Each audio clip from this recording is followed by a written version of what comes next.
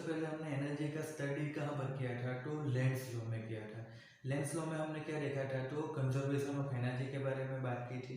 क्या बात किया था, तो वो हम समझ लेते हैं कि हमने वहाँ पर एक क्लोज लूप लिया था। ये क्लोज लूप लिया, अब हम क्या करते हैं कि इसके नज़दीक मैग्नेट ले जा रहे हैं। तो मैग्नेट ले जाने से अगर मैग्नेट का एन पोल हम इसके नज़दीक ले जा रहे हैं, तो क्या होगा कि इसके अंदर एंटी क्लॉकवाइज डायरेक्शन में करंट जनरेट हो रहा था।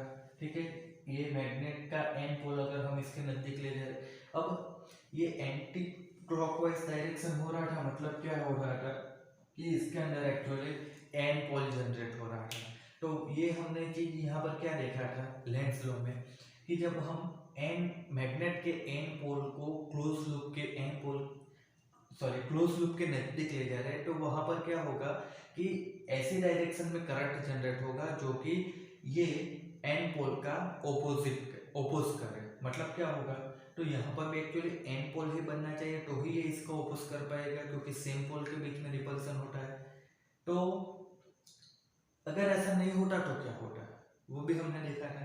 क्या होगा कि अगर यहाँ पर एन पोल है, इसको हम लूप के नजदीक ले जा रहे हैं, अब यहाँ पर एन पोल की जगह एस पोल बन जाता है, तो क्या होगा कि मैग्नेट को थोड़ा सा ट्रस्ट लगने पर भी क्या होगा कि इधर जो एस पोल था वो तो इसको अट्रैक्ट करता ही रहता। तो विदाउट डूइंग एनी वर्क यहाँ पर हमको कंटिन्यू क्या होगा कि वर्क मिलता रहता है, या फिर यहाँ पर एनर्जी मिलता रहता है। तो वो क्या हो जाता है कि जो कंजर्वेशन ऑफ एनर्जी का लॉ है उसको यहाँ पर खारिज कर देता है। तो एक्चुअली वैसा नहीं होता है, इसलिए क्या होगा कि यहाँ पर एन पोल को हम नजदीक ले जाते हैं, तो इधर एन पोल ही जनरेट होता है।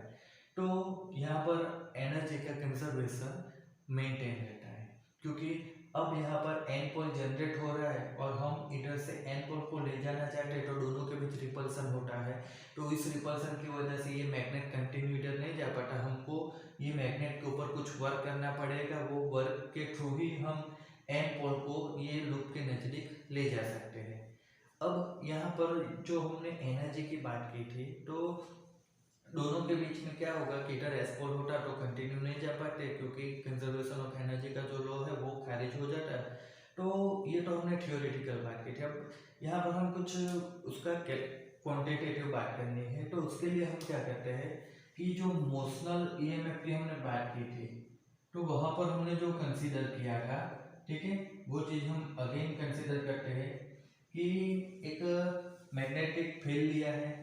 मैग्नेटिक फील्ड में हमारे पास ये कोई वायर है, ये वायर के ऊपर हम एक दूसरा ऐसा वायर ले रहे हैं जो कि मोशन कर सकता है। ठीक है, अब यहाँ पर ये जो PQ वायर है, ठीक है, तो ये PQ वायर का लेंथ L है। ठीक है, और ये डायरेक्शन में अंदर की ओर v वेलोसिटी से मोशन कर रहा हो। अब देखो, तो यहाँ पर हम क्या करेंगे कि ये जो डायरेक्शन है वो x होता है। तो यहाँ पर क्या होता था कि PQ वायर को हम अंदर की ओर लाए, तो ये x कम हो जाए, उसकी वजह से मैग्नेटिक फील्ड में चेंज आता है, मैग्नेटिक फील्ड की वजह से मैग्नेटिक फ्लक्स चेंज हो जाता है। तो ये फ्लक्स में चेंज होने की वजह से क्या होता है कि इसके अंदर करंट जनरेट होता है, PQRS जो लूप बन रहा है उसके अंदर करंट जनरेट होता है। अब देखो, तो यहाँ पर हम क्या कर रहे हैं कि जो PQ है, ठीक है, उसका हम रेजिस्टेंस R ले रहे हैं, और बाकी की जो साइड है उसका रेजिस्टेंस हम क्या करें, निगलेक्ट करें, मतलब बहुत ही कम ले रहे हैं। ठीक है, तो होगा क्या कि पूरा जो क्लोज लूप बनेगा, ठीक है, PQRS, उस पूरे का रेजिस्टेंस क्या हो जाएगा, R के बराबर। अब ये R के बराबर हो गया। अब देखो, तो इसके अंदर जो ईएमएफ जनरेट होता था, ठीक है, वो ईएमएफ किसके बराबर था, तो BLB।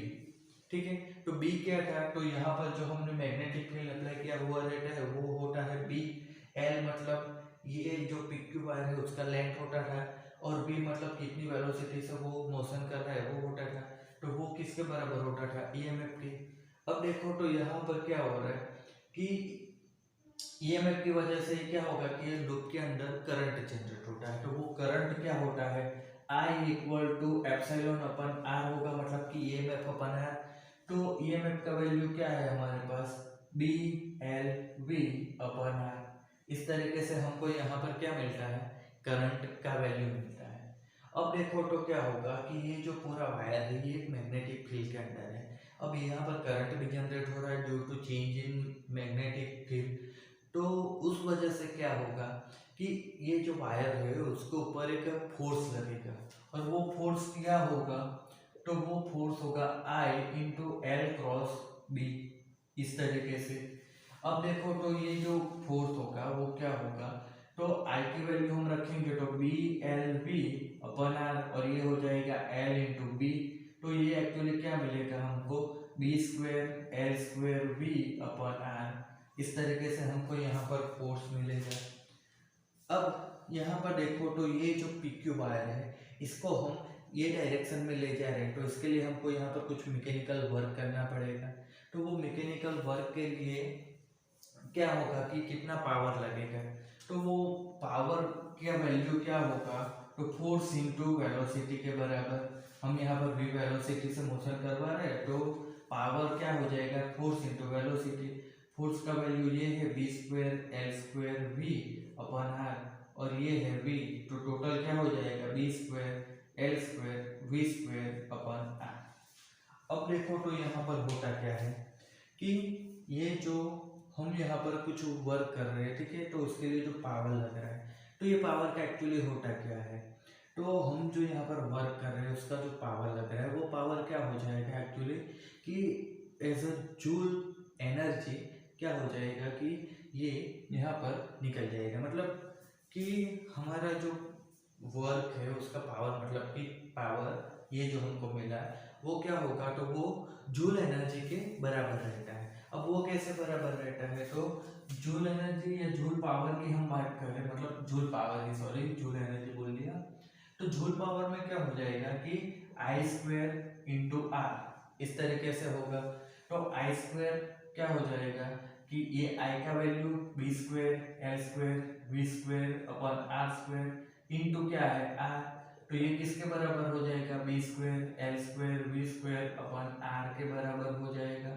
तो यहाँ पर हमने जो वर्क किया था, ठीक है, इसके लिए जो पावर लगाया था वो पावर क्या हो रहा है कि यहाँ पर जूल पावर के बराबर होता है। मतलब हम जो वर्क कर रहे हैं, ठीक है, हम वर्क कर रहे हैं, उस वजह से क्या होगा कि ये जो वायर है PQ वो इस डायरेक्शन में मोशन करेगा, उस वजह से क्या होगा कि इसके अंदर करंट जनरेट होगा। तो करंट जनरेट होगा मतलब कि इलेक्ट्रिसिटी जनरेट हो रही है, तो हमारा जो मैकेनिकल वर्क है वो इलेक्ट्रिकल एनर्जी में कन्वर्ट हो रहा है, और वो इलेक्ट्रिकल एनर्जी का बाद में क्या होगा, जूल एनर्जी में कन्वर्जन हो जाता है। तो इस तरीके से यहाँ पर एनर्जी कन्वर्ट होती रहती है। अब दूसरा चीज यहाँ पर कि यहाँ पर अगर PQ वायर जो है उसके ऊपर अगर कोई मैग्नेटिक इलेक्ट्रिक चार्ज है, तो वो चार्ज का यहाँ पर क्या होगा, तो जो चार्ज होगा, ठीक है, वो चार्ज मोशन में रहेगा, तो उस वजह से क्या होगा कि यहाँ पर होने वाला कोई चार्ज और मैग्नेटिक फ्लक्स दोनों के बीच में एक्चुअली एक रिलेशन मिलता है। वो रिलेशन क्या होता है वो हम देखें। तो यहाँ पर जो PQRS एक लूप है उसके अंदर जनरेट होने वाला EMF वो किसके बराबर होगा, तो चेंज इन मैग्नेटिक फ्लक्स के बराबर। तो यहाँ पर हमको क्या मिलेगा, delta phi by delta T, ठीक है। अब दूसरा चीज कि अगर यहाँ पर ये जो PQ वायर है इसके ऊपर अगर कोई चार्ज होगा, तो उस वजह से क्या होगा कि यहाँ पर करंट जनरेट होगा। तो हम जो EMF है उसको इन टर्म्स ऑफ करंट लिखे तो क्या हो जाएगा, epsilon equal to I into R हो जाएगा। अब आई की जगह हम क्या लिख सकते हैं, delta Q upon delta T into R. तो अब हम जो EMF है उसकी दोनों वैल्यू को क्या करते हैं, कंपेयर करते हैं, तो उस वजह से हमको क्या मिलेगा, delta phi by delta T equal to क्या होगा, delta Q upon delta T into R. तो अब यहाँ से आप देख सकते हो कि अगर हम डेल्टा क्यू को सब्जेक्ट बनाए तो वो क्या मिलेगा, डेल्टा फाई बाई आर। तो ये यहाँ पर आप देखो तो क्या हो जाएगा, डेल्टा फाई क्या है, तो delta phi actually, sorry delta Q है, delta Q actually PQ wire पर अगर कोई चार्ज है वो है, और डेल्टा फाई यानी चेंज इन मैग्नेटिक फ्लक्स है। तो ये हो गया चार्ज और मैग्नेटिक फ्लक्स के बीच का रिलेशन, ठीक है। तो मिलते हैं नेक्स्ट वीडियो में।